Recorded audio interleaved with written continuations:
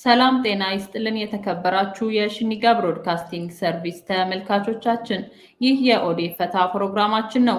በዚህ የኦዴት ፈታ ፕሮግራማችን ኢኮኖሚያዊ እንዲሁም ማህበራዊ እና የተለያዩ ጉዳዮችን አንስተን የምንወያይ ይሆናል። በዛሬው ኦዴት ፈታ ፕሮግራም ልክ እንደምንጊዜውም አንድ እንግዳ ይዤ ተገኝቻለሁ። የዛሬ እንግዳዬ አቶ አብዶ ቃዲ ናቸው። ዛሬ ከአቶ አብዶ ቃዲ ጋር የሰሜኑ ጦር ፍጥጫና የአብይ ውጥረት በሚል ርዕስ የምንወያይ ይሆናል። ዝግጅቱን በማቅረብ ወደ እናንተ የማደርሰው እኔ ራህመት ሲራጅ ነኝ። እስከ ፕሮግራማችን ፍጻሜ ድረስ አብራችሁን ትቆዩ ዘንድ ግብዣችን ነው።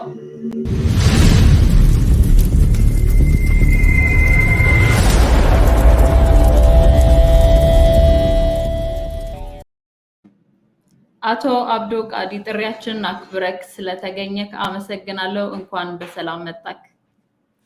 እኔም ከልብ አመሰግናለሁ ራህመት ስለጋበዝሽኝ፣ እንዲሁም የሽኒጋ ብሮድካስቲንግ ቤተሰቦች በሙሉ ከልብ አመሰግናችኋለሁ።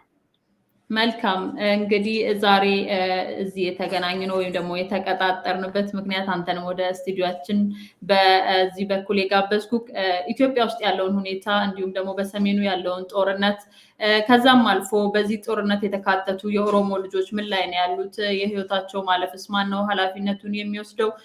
እንዲሁም ደግሞ የኦሮሞ ነጻነት ሰራዊት ወይም ደግሞ አባወቦ ቀደም ከጥቂት ቀናት በፊት መግለጫ አውጥቷል። ያ መግለጫ ምንድነው ዋና ጽንሰ ሀሳቡ የሚለውን የምናይ ይሆናል። በቅድሚያ ግን እንደ ዜጋ ልናነሳ የምንገደደው አንድ ጉዳይ አለ። ከትላንትናና ዛሬ በጣም ተጧጥፎ በሶሻል ሚዲያም እየሄደ ያለ ጉዳይ ነው። እሱ ምንድነው? በጣም አሳዛኝ በሆነ መልኩ በሳዑዲ አረቢያ ሪያድ እስር ቤት ውስጥ ያሉ ኦሮሞች ወይም ደግሞ ጅዳ እስር ቤት ውስጥ ያሉ ዜጎች በጣም በስቃይ ላይ ነው ያሉት። እንግዲህ ከታሰሩ ብዙ ጊዜ ሆኗቸዋል። ሆኖም ሳለ ግን ችግሩ እየተባባሰ ምግብ እየተራቡ በሙቀት እየሞቱ እዛ ውስጥ ሆነዋል። በመሀል ደግሞ የኢትዮጵያ መንግስት ለማስመሰል ያህል የተወሰኑትን አስገብቻለሁ ብሎ ለራሱ ደግሞ አገር ውስጥ ባለው ችግርና ውጥረት ከገባበት ዝፍቀት ውስጥ መውጣት ባለመቻሉ ዜጎቹን ዞር ብሎ ለማየትም ኃላፊነትም ለመውሰድ ዝግጁ አልነበረም። እንግዲህ እንደምናየው ዜጎች ተርበው እንዲሁም ደግሞ ልብሶቻቸውን ተወስዶባቸው ራቁታቸውን እስር ቤት ውስጥ የሚታዩ ምስሎች፣ ተንቀሳቃሽ ምስሎች እንዲሁም ደግሞ የተለያዩ ፎቶዎች አሉ በዚህ በሶሻል ሚዲያ። ይሄ ችግር እንዴት ነው ዝም ብሎ የሚታየው? ዜጋስ እንደ ዜጋ ምን ማድረግ አለበት? መንግስትስ ለምንድነው ግዴታውን የማይወጣው? እነዚህ ዜጎች ደግሞ መንግስት እውነት ቢኖራቸው እንደዚህ ይዳረጉ ነበር ወይ? በሰው ሀገር ምንድነው እሱ መፍትሄው የሚለውን እስቲ አንድ ተንቀሳቃሽ ምስል ከወደ ሳዑዲ የተላከልንን አይተን ተመልሰን እንገናኛለን። ኦኬ።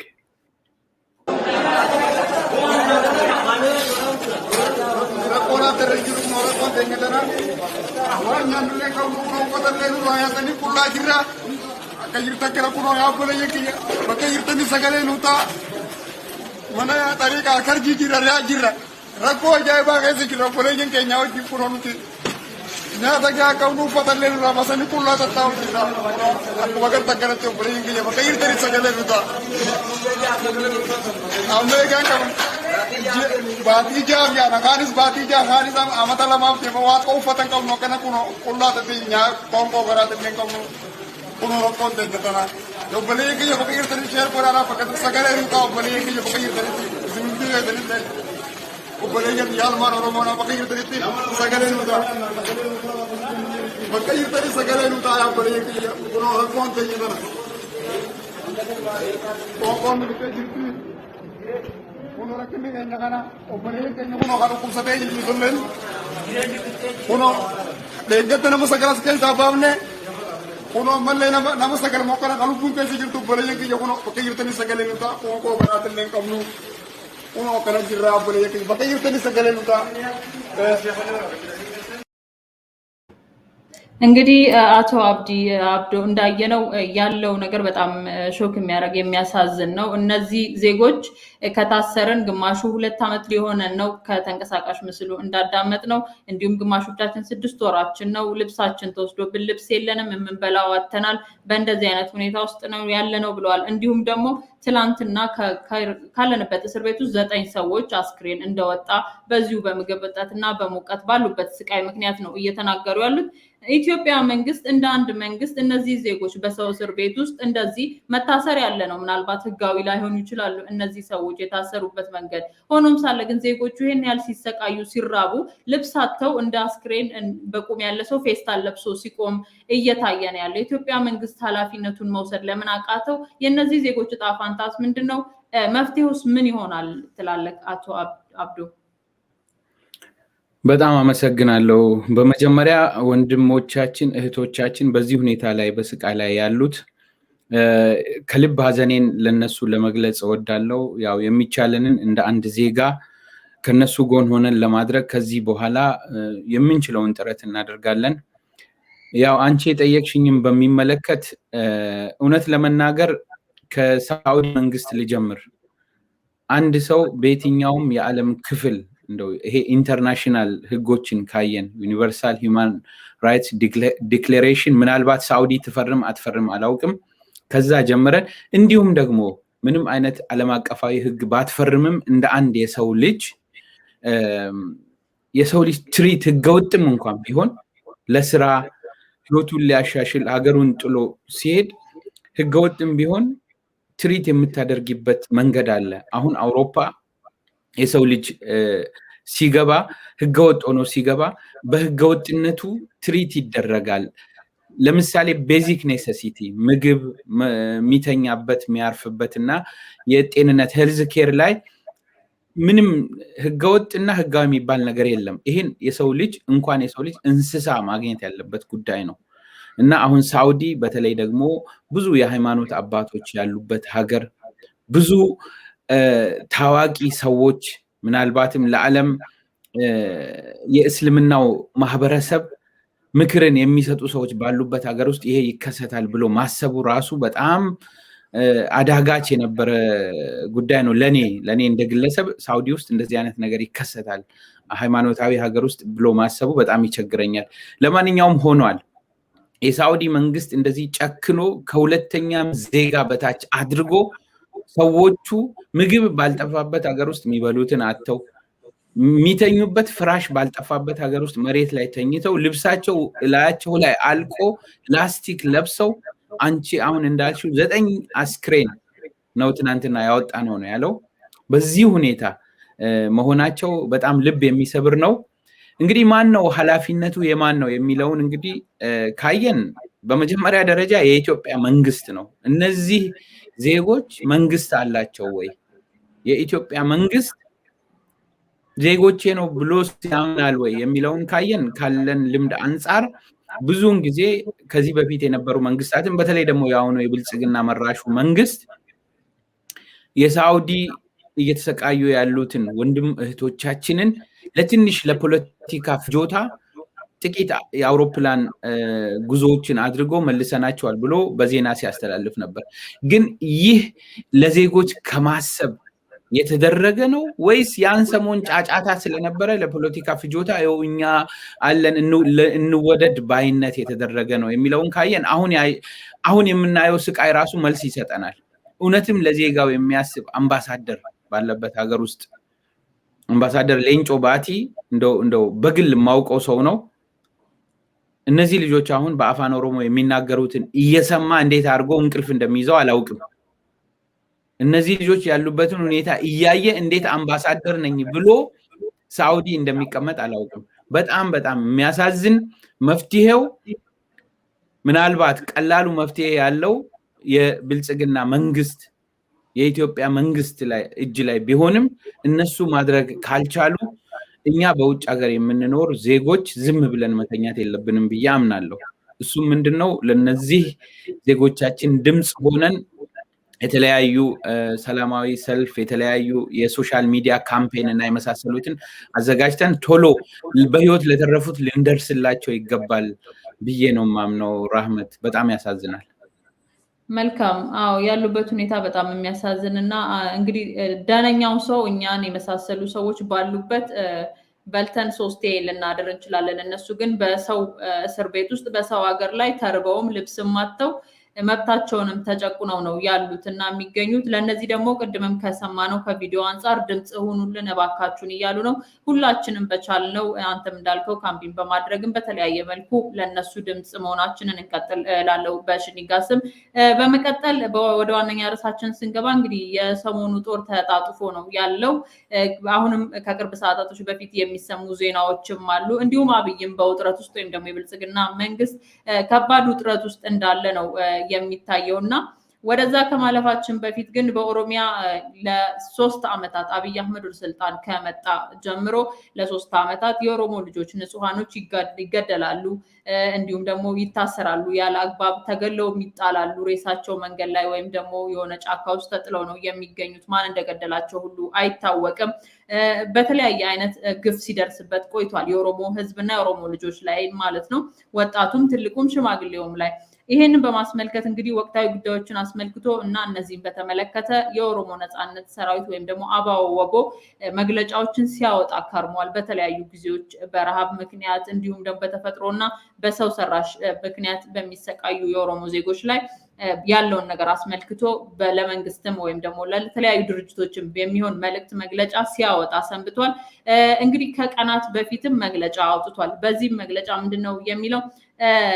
የኦሮሞ ህዝብ ወይም ደግሞ ይሄ ህዝብ እየተጨቆነ ያለው ህዝብ ማለት ነው የራሱን መብት የማስከበር ወይም ደግሞ የተፈጥሮ መብቱን የማስከበር መብት አለው የሚል መግለጫ ነው እና እንግዲህ ይሄ መግለጫ ይሄ ማለት ምን ማለት ነው? ከመግለጫው የምንረዳው በዚህ ሰዓት መንግስት ድምጽ እየሰማ አይደለም፣ የህዝብን መብት እያከበረ አይደለም፣ እንዲሁም ደግሞ የህዝብን ጥያቄ እየመለሰ አይደለም። የኦሮሞ ነጻነት ሰራዊት ወይም ደግሞ የአባው ወቦ ይሄንን ሲል የተፈጥሮ መብት ነው ያለው። የተፈጥሮ መብትን ማስከበር የራስ መብት ነው ያለውና ይሄ ማለት የፈለገው ለምንድን ነው? ምን ማለት ነው? መግለጫው ደግሞ ጽንሰ ሐሳቡን እንዴት ትመለከተዋለህ አቶ አብዱ?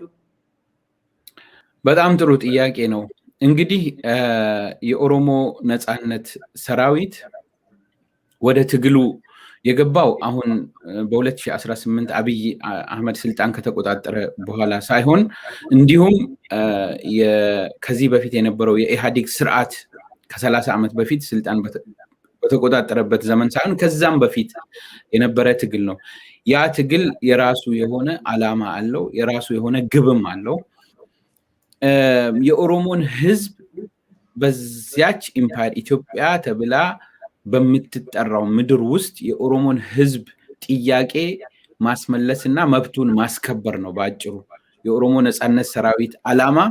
ሌሎች ብሔር ብሔረሰቦችን ከዛ ምድር ውስጥ ማጥፋት ሳይሆን እነሱ እንደሚሉት ጠላቶቻችን ስሙን እንደሚያጠፉት እንደዛ ሳይሆን የኦሮሞ ህዝብ ያጣውን መብቱን፣ ተፈጥሯዊ መብቱን፣ መሬቱን፣ ማንነቱን፣ ቋንቋውን ለማስከበር የሚታገል ድርጅት ነው።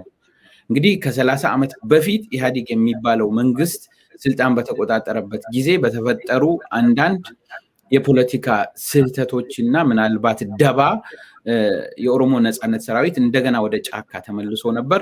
ያን ጊዜም ሲታገል በተለያዩ ደባ ረጅም ጊዜ ትግሉ ቆይቶ 2018 የኦሮሞ ልጆች ኦሮሚያ ውስጥ በተለይ ደግሞ ኦሮሞ ፕሮቴስት ቄሮና ቀሬ ወጣቶች ባደረጉት የትግል እንቅስቃሴ እና ባስገኙት ድል የኦሮሞ ነጻነት ሰራዊትም ወደ ህዝቡ ተቀላቅሎ ያንን ጥያቄ ማስመለስ ይቻላል አይቻልም የሚለውን በአትኩሮ ሲከታተለው ነበር።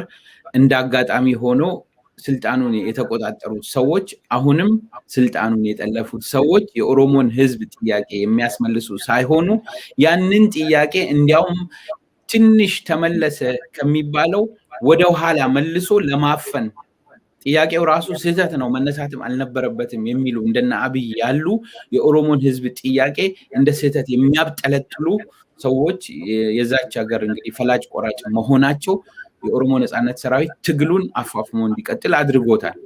በየጊዜው የሚያወጣቸው መግለጫዎችም አንደኛ ለምሳሌ እና አብይ ስልጣን ተቆጣጥረው 1 ዓመት ባልሞላ ጊዜ ውስጥ በኦሮሚያ በተለይም የኦሮሞ ነጻነት ሰራዊት በሚንቀሳቀስበት በወለጋና በጉጂ ኮማንድ ፖስት አውጀው በዛ በኦሮሞ ነጻነት ሰራዊት ስም እሱኑ ሌላ ስም ድርጅቱ ለራሱ ያልሰጠውን ሸኔ የሚል ስም ለጥፈውበት በዚያ ስም ንጹሃንን ሲገድሉ ሴቶችን ሲዘርፉ እናትና አባት አረጋውያን እድሜያቸው ትልቅ የሆኑ ሰዎችን ልጃችሁ ለኦሮሞ መብት ይታገላል ወይንም ደግሞ ሸኔ ነው ጫካ ውስጥ ነው ያለው በሚል ብቻ ቤቶቻቸውን እያቃጠሉ በ2019 መጨረሻ ላይ አምነስቲ ኢንተርናሽናል ያወጣው ሰፊ ዘገባ ለዚህ ማሳያ ይሆናል። ኦሮሚያ ውስጥ ሲደረጉ የነበሩት እና የኦሮሞ ነጻነት ሰራዊትም እያወጣ የነበረው መግለጫ ከእስር ቤት እየተጎተቱ የሚገደሉ የኦሮሞ ልጆችን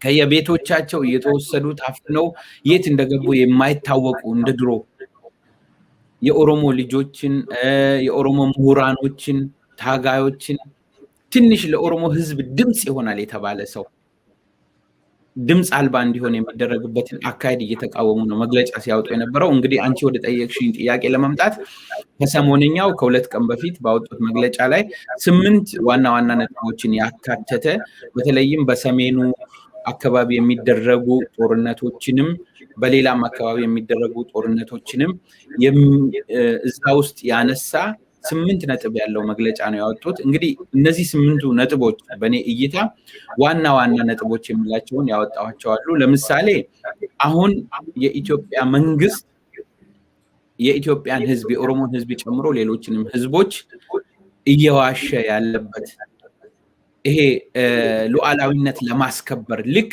የውጭ ወራሪ ኃይል እንደ ጣሊያን ዘመን ልክ ኮሎኒ ሊያደርግ እንደመጣ አስመስሎ ሉዓላዊነት ለማስከበር ነው በሚል ህፃናትን ሰላማዊ ዜጎችን እየማገደበት እያስጨረሰበት ያለው ጦርነት የተስፋፊዎች ህልም ለማሳካት የመሬት እኛ ነን የበላይ መሬቱ የኛ ነው የሚሉ በተለይም የአማራ ተስፋፊዎችን ህልም ለማሳካት የሚደረግ ጦርነት እንደሆነ አሁንም የኦሮሞ ነጻነት ሰራዊት በዚህ መግለጫ ላይ ግልጽ አድርጎ አስቀምጧል።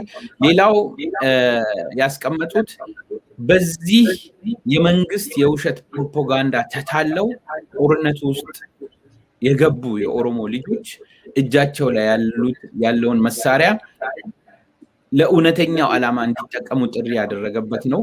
ያ ማለት አንደኛ የኦሮሞን ህዝብ የሌሎች ብሔር ብሔረሰቦችንም የራስን እድል በራስ የመወሰን መብትን ለማስከበር የሚደረገውን ትግል ትንቅንቅ እንዲያግዙበት ጥሪ ያደረገበት ነው።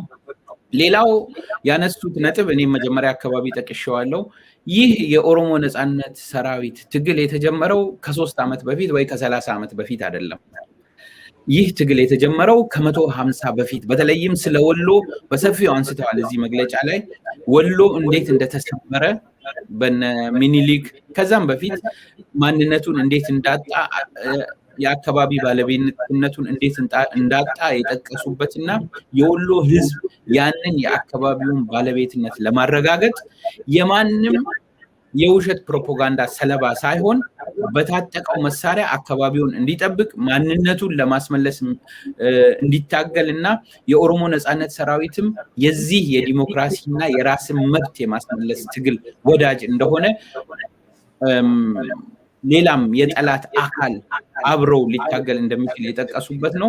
ሌላው ኢንተርናሽናል ኮሚኒቲ ይህንን ተጋድሎ ይህ የነጻነት ተጋድሎ የጥላቻ ተጋድሎ አድርገው እነሱ የሚስሉት ሳይሆን ነጻነትን ለማስገኘት ለህዝብ ለኦሮሞ ህዝብ ለሌሎችም እውነተኛውን የፌደራል ስርዓት ኢትዮጵያ ላይ ለመዘርጋት ያቺ ነገር ከድህነት ማቅ ለማውጣት ከእርስ በርስ ጦርነት በቃን ከዚህ በኋላ ይሄ የፖለቲካ ሴራና ደባ አቁመን ትክክለኛ የኦሮሞ ህዝብ የራሱን እድል በራሱ ይወስን የትግራይ ህዝብ የራሱን እድል በራሱ ይወስን ወደዚህ የምንመጣበትን ትግል ኢንተርናሽናል ኮሚኒቲ እንዲደግፈውም ጥሪ አቅርበዋል።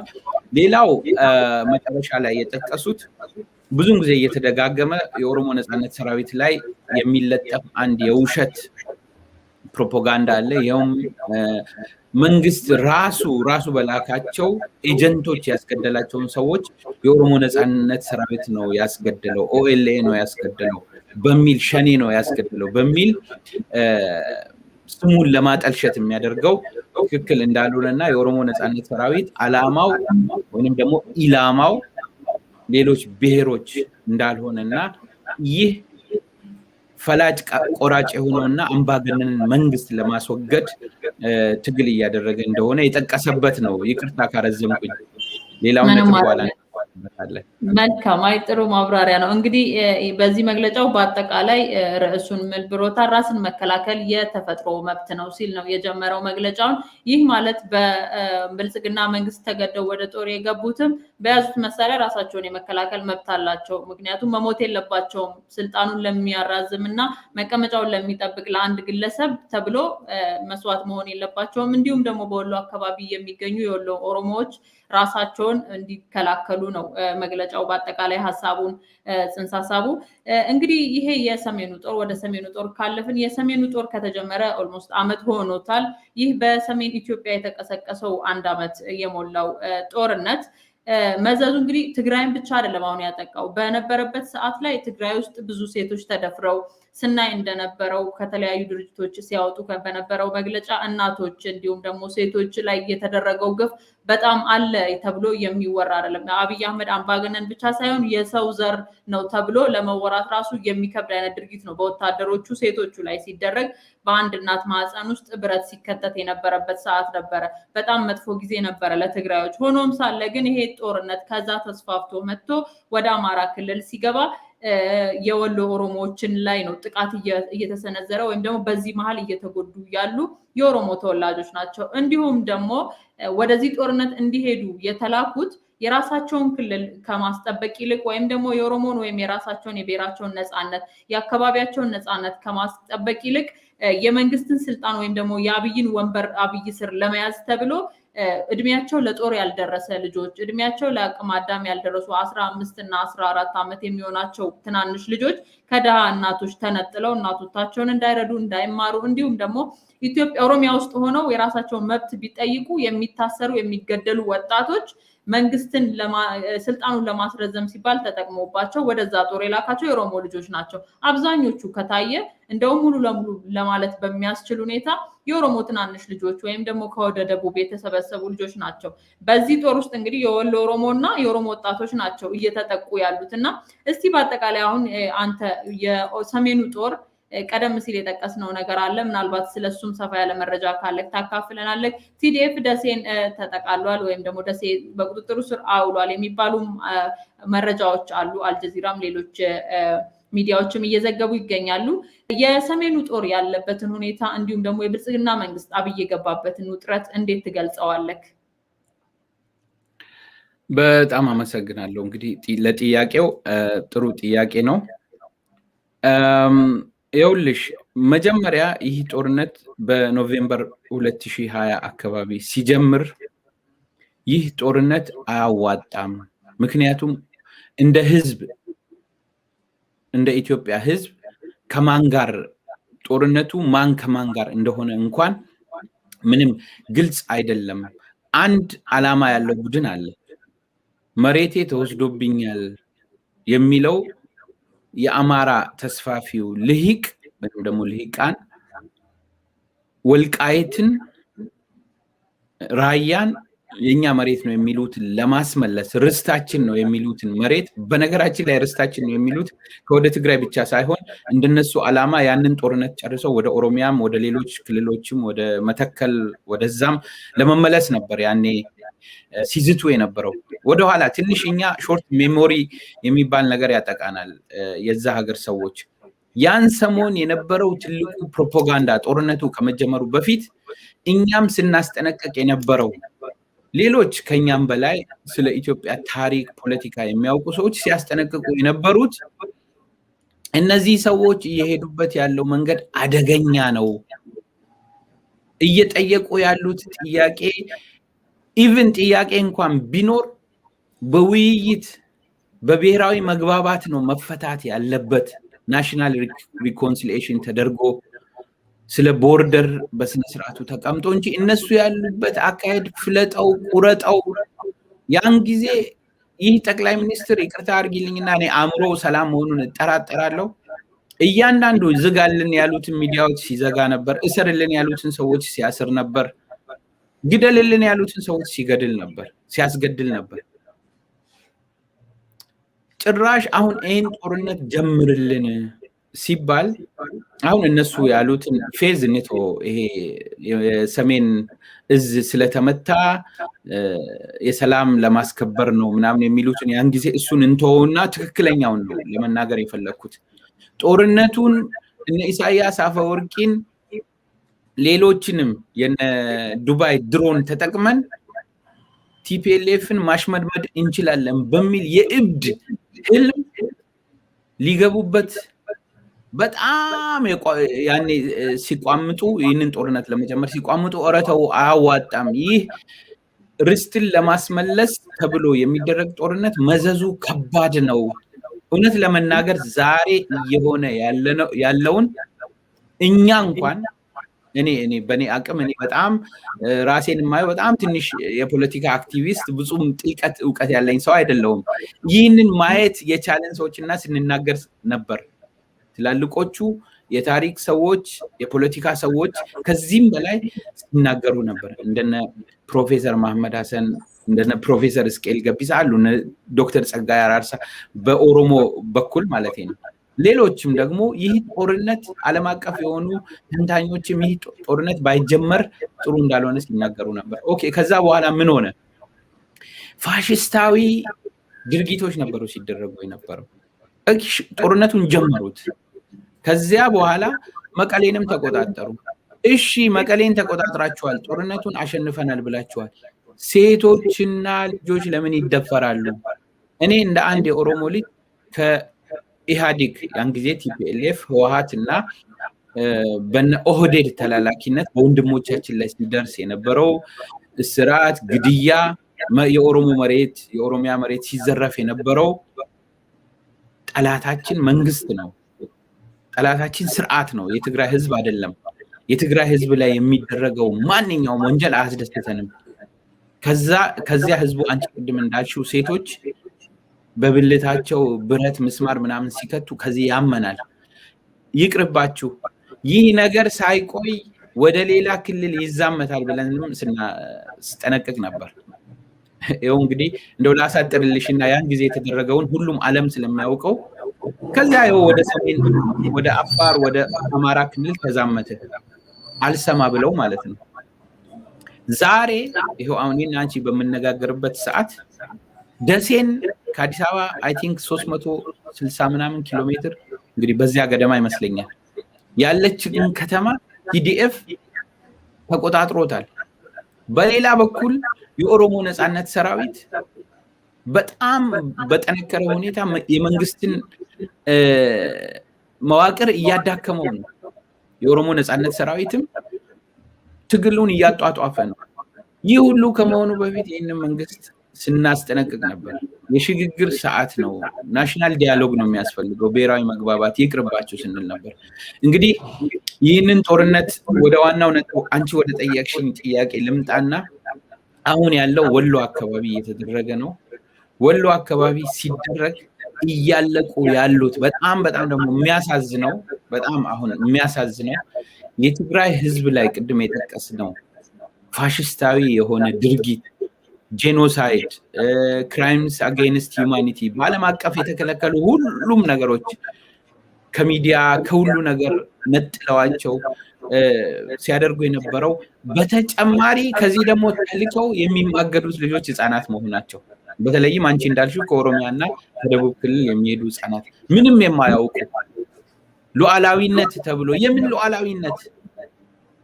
ኢትዮጵያን እንዴ ትግራይ ኢትዮጵያ አይደለችም እንዴ? ጥሉ እኮ በሁለት ኢትዮጵያኖች እንዲያውም በሁለት አይደለም ኢትዮጵያኖች መሀል አይደለም፣ ሁለት የሆነ ቡድን ጥል ነው። ህዝብ ለህዝብ እንኳን አልተጣላም።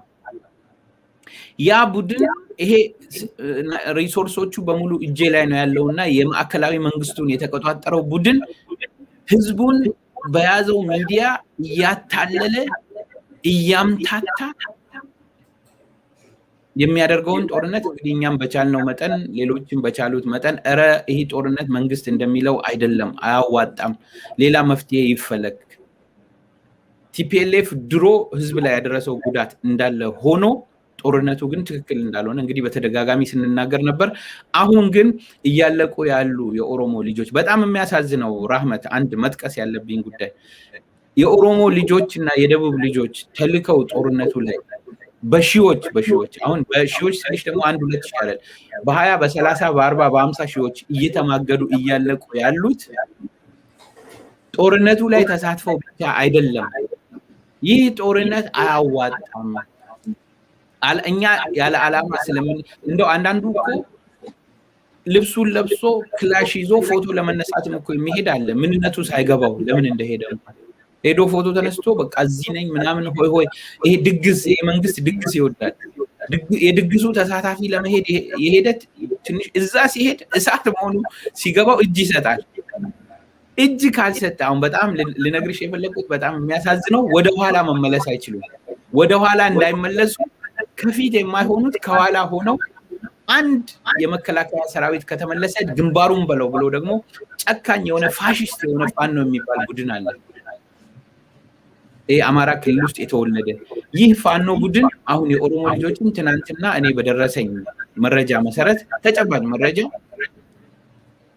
እስከ 100 የሚጠጉ የኦሮሞ የመከላከያ ሰራዊት አባላት ሸሽታችሁ መጡ ለምን ዲኤፍን አትዋጉም በሚል ደሴ ውስጥ ግማሹን አርደው ግማሹን በጥይት ነው የረፈረፏቸው። እንግዲህ እንደዚህ አይነት ሁኔታ ላይ ነው ያለነው። በጣም የሚያሳዝን ይህ መንግስት መጨረሻ ላይ አብይ አህመድ ሊፈረጥጥ ይችላል፣ ሌሎችም እንደዚያው። ግን ህዝቡ ያለበት ሁኔታ በጣም አሳዛኝ ሰቅጣጭ። እዚህ ላይ እንግዲህ ይህንን ጉዳይ ለመተንተን ሰፊ ሰዓትም አይበቃንም። ራህመት በዚህ ላይ ላሳጠርልሽ።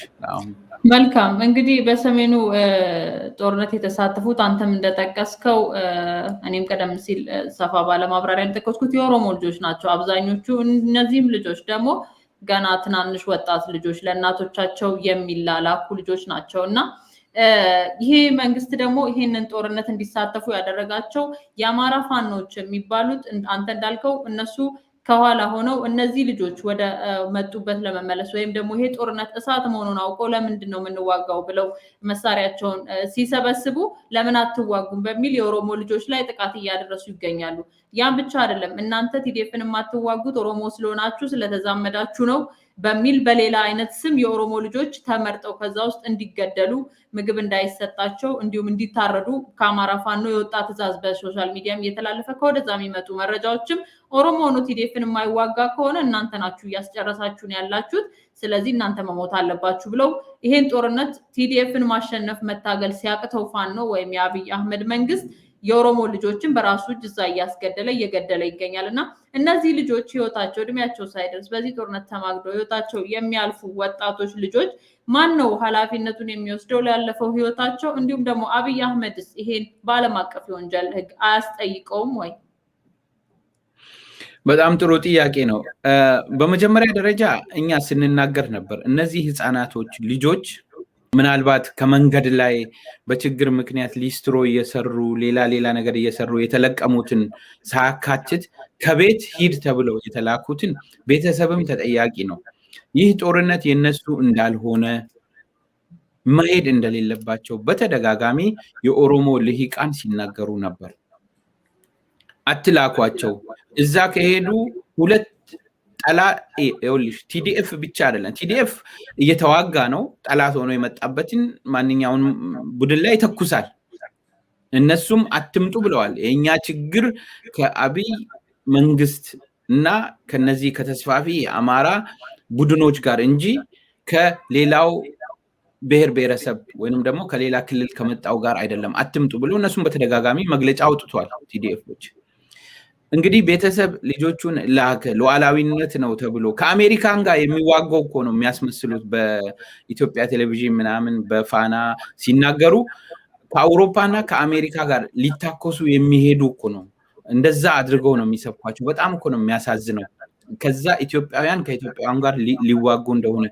ሁለተኛው ደግሞ እኛ ያኔም ስንናገር የነበረው እነዚህ ልጆች ሲሄዱ እንዲያው እንበልና ቢያሸንፉ እንኳን ጦርነቱ የኢትዮጵያ መንግስት እንኳን ቢያሸንፍ ፋኖ አይመልሳቸውም፣ እዚያው ነው የሚቀብራቸው የኦሮሞ ልጆችን። ይሄ አላማቸው ነው።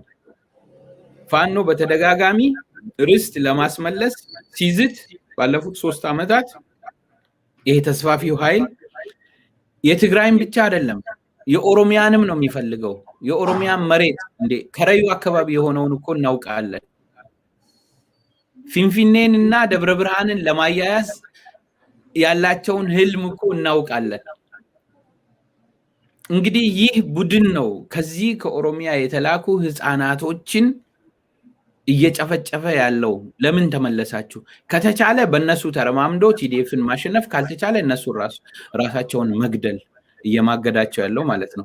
እና የአብይ መንግስት ይህንን በማድረጉ በዓለም አቀፍ ህግ መጠየቁ ምንም ጥያቄ የለውም። ከዚያም በፊት ያደረጓቸው ክራይምስ አጌንስት ሂውማኒቲ በትግራይ ውስጥ ያካሄዱት በኦሮሚያ በወለጋ በጉጂ በዓለም አቀፉ ህግማ የሚያስጠይቃቸው አብይ አህመድን እንደ መሪ ዋናው ተጠያቂው እሱ ነው። እና የዛ መንግስት ማንኛውም የሥራ አስፈጻሚ አካላት የሆኑትን የጦር መኮንኖችም ይሁኑ የፖለቲካ ጉዳይ አስፈጻሚ የሚሆኑ ሁሉንም በዓለም አቀፍ ወንጀል የሚያስጠይቃቸው በጣም 3 ዓመት የሰሩ ብዙ ክራይሞች አሉ። አንዱ ይህ የልጆች የህፃናቶች በተለይ ደግሞ በጣም የሚገርመው ራህመት የምታስታውሺ ከሆነ አንድ ሰሞን የኢትዮጵያ መንግስት ራሱ ካምፔን በቲዲኤፍ ላይ ጀምሮ ነበር ህፃናቶችን ጦርነት ላይ ያሳተፈ ነው ብሎ።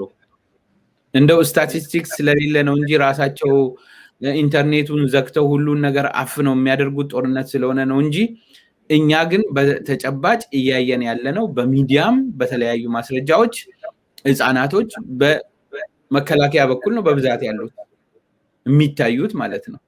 እና በጣም የሚያሳዝን ነው። ከተያዙ በኋላ የሚሉትን ስትሰሚ ልብ የሚሰብር ነው። የደሃ ልጆች አሁንም ቢሆን ግን ምክሬን በዚህ አጋጣሚ ኢትዮጵያ ውስጥ በማንኛውም አካባቢ በተለይም ደግሞ ኦሮሚያ የደቡብ ብሔር ብሔረሰቦች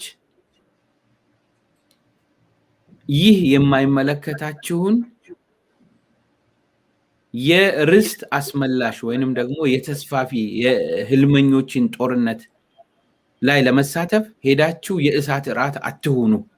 just already game is over። አሁን ደሴ ተይዟል ያላቸው ይህ መንግስት ያለው ብቸኛው መንገድ ትቢትና ውሸትና ማምታታት ሳይሆን ከዚህ በኋላ የቀረችውን ትንሿን እድል ለመጠቀም ቶሎ ብሔራዊ መግባባት አድርጎ ስልጣኑን ለህዝብ አሳልፎ መስጠት ነው።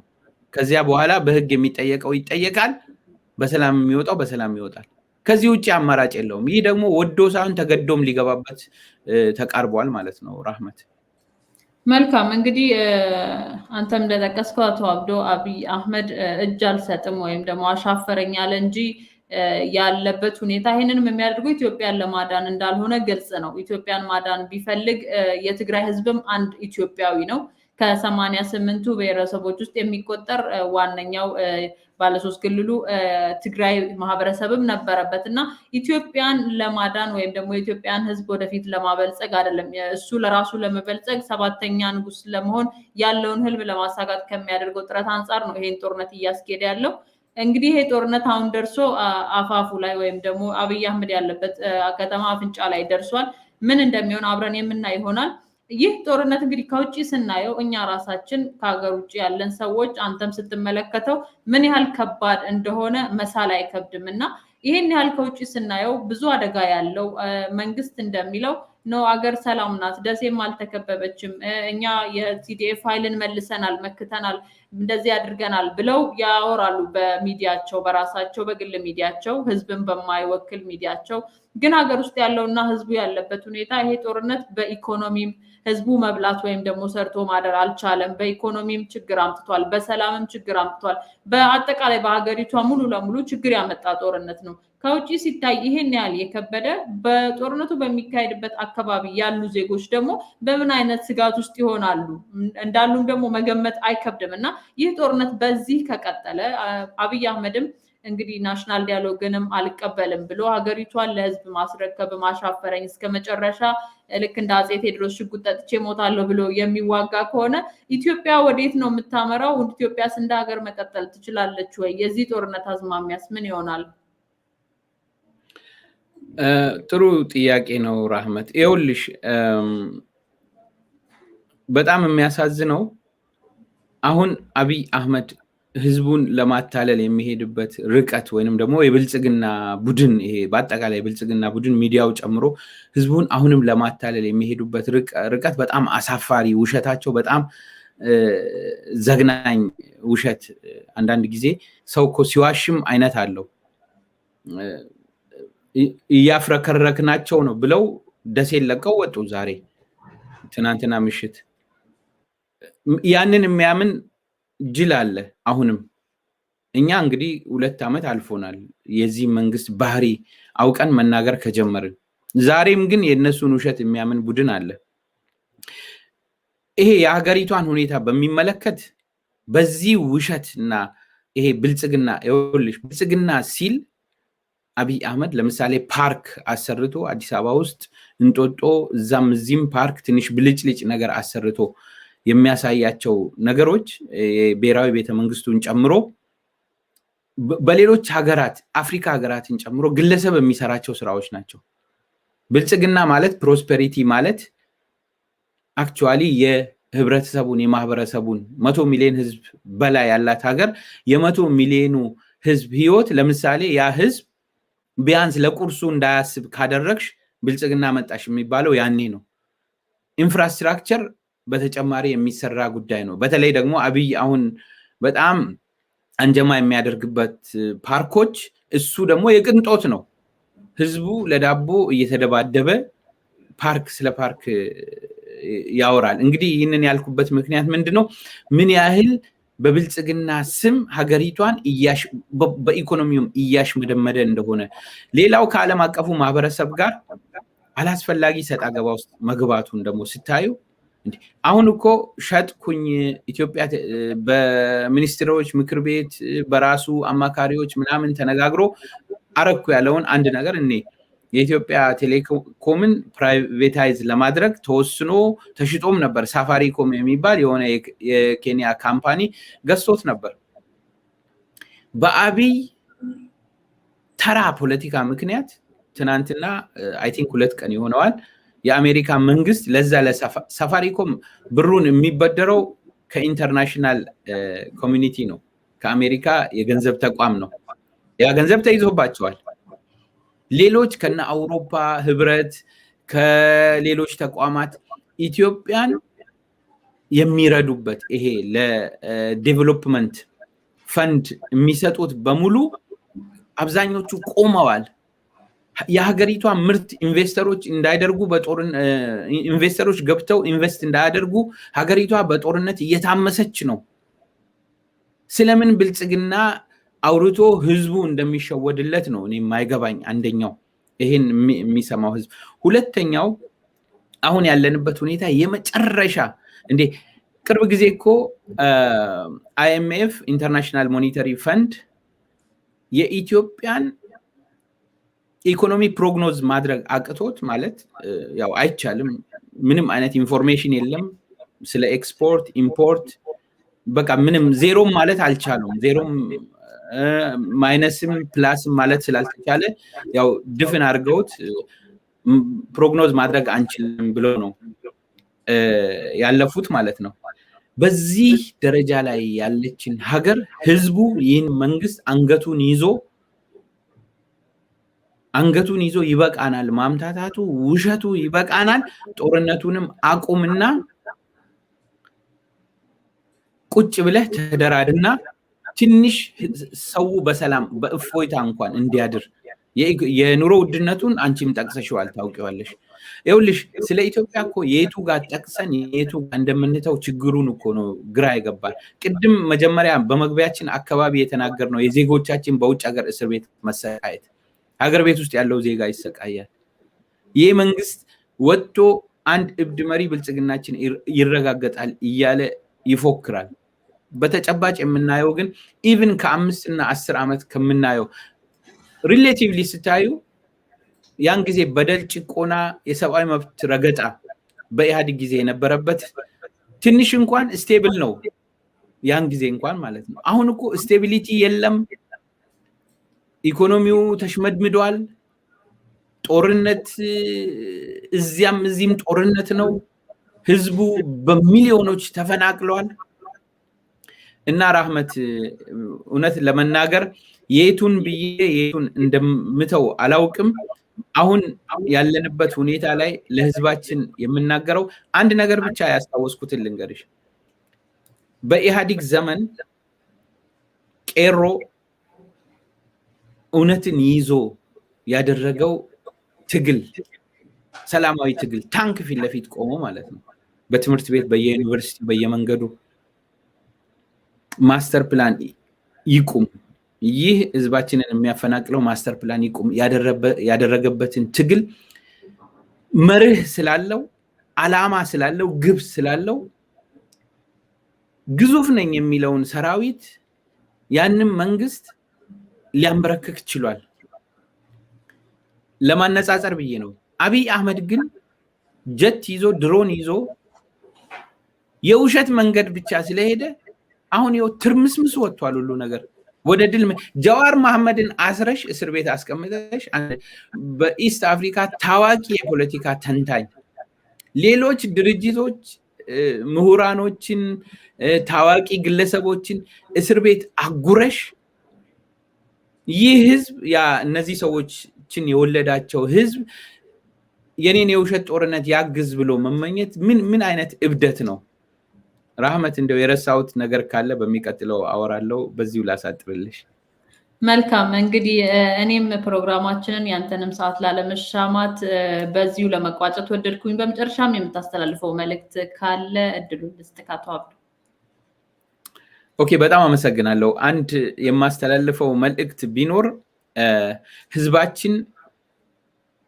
አሁን ያለንበት ሁኔታ መንግስት ሊቆጣጠረው የማይችልበት ደረጃ ላይ መድረሱን አሁን እያየን ነው ኦፖርቹኒስቶች ወይንም ደግሞ ወደ ያዋጣበት መንገድ መሄድ የለመዱ ሰዎች ከአብይም አሁን ገሸሽ የሚሉበትን ቀዳዳ እየፈለጉ ነው ምስኪኑ ህዝብ ነው ሁሌ ቪክቲም የሚሆነው ይህ ህዝብ አሁን ራሱን የእሳት ራት መሆን የለበትም በመጀመሪያ ደረጃ ይህ ጦርነት ውስጥ ዛሬ ሙጣ ተዋጋ የሚባለውን ነገር በጭራሽ መስማት የለበትም መንግስት ላይ ግፊት ማድረግ አለበት አሁን ያለው ብቸኛው አማራጭ እኛ ማንም ሰው እንዲሞት አንፈልግም እኔ በግሌ አንድ ሰው ከየትኛውም ክልል መሞት የለበትም ብዬ ነው ማምነው የዛች ሀገር ፖለቲካ የዛች ሀገር የፖለቲካ ችግር ኢኮኖሚ ችግር ማህበራዊ ችግር የሚቀረፈው በድርድር ነው ድርድሩን ደግሞ የሚያካሂደው እኔ ብቻ አዋቂ ነኝ የሚል አንድ እብድ መሪ